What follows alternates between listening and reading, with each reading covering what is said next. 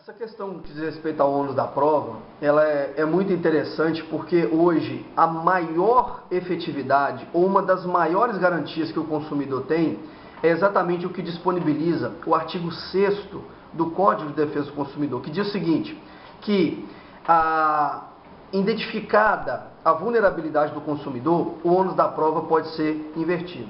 Vejam bem uma coisa, a regra processual, ela diz o seguinte, que o ônus da prova, ele é repartido. O autor faz as suas alegações e precisa provar. O réu faz as suas alegações e precisa comprovar. E realmente, isso sendo repassado para o consumidor, iria efetivamente e de uma forma negativa atrapalhar a defesa dos direitos, garantias e prerrogativas dos consumidores no âmbito da justiça.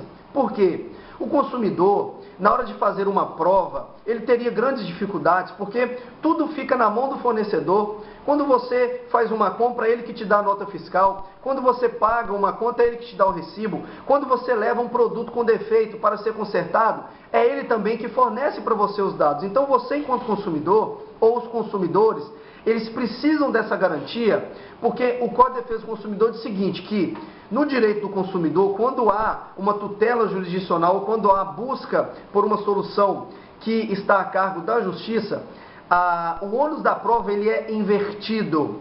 O consumidor alega, e aí o fornecedor é que tem que provar que o que ele está dizendo não é verdade. Isso é um avanço muito grande. Isso foi, na época, uma inovação jurídica. E hoje, no nosso país, e hoje nos nossos tribunais, se tem algo que realmente beneficia o consumidor, é exatamente o benefício, a inversão do ônus da prova contido no artigo 6º do Código de Defesa do Consumidor.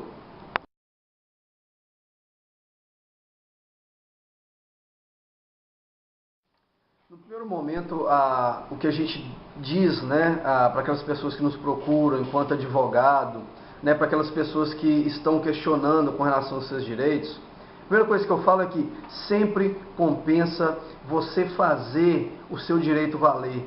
Sempre compensa aquela pessoa que se viu afligida, que se viu negligenciada, que se viu desrespeitada, buscar sim a reparação judicial.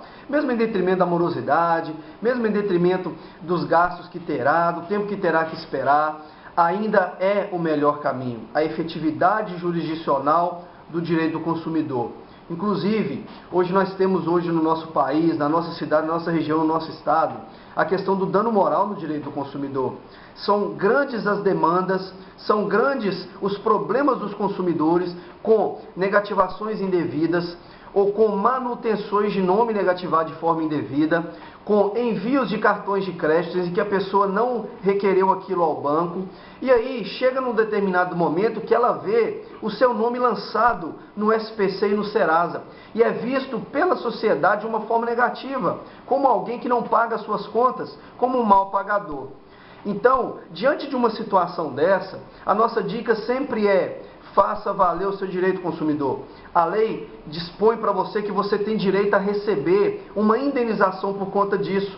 Aquele suposto débito, aquele débito que não existe, que não é seu, ele tem que ser anulado. E por conta daquela ilegalidade, daquela abusividade, você tem direito a receber uma reparação por dano moral. Claro que proporcional ao agravo, proporcional à condição financeira de quem pode pagar e proporcional ao limite também daquela dor, daquela aflição, daquele dano efetivamente moral que foi causado ao consumidor.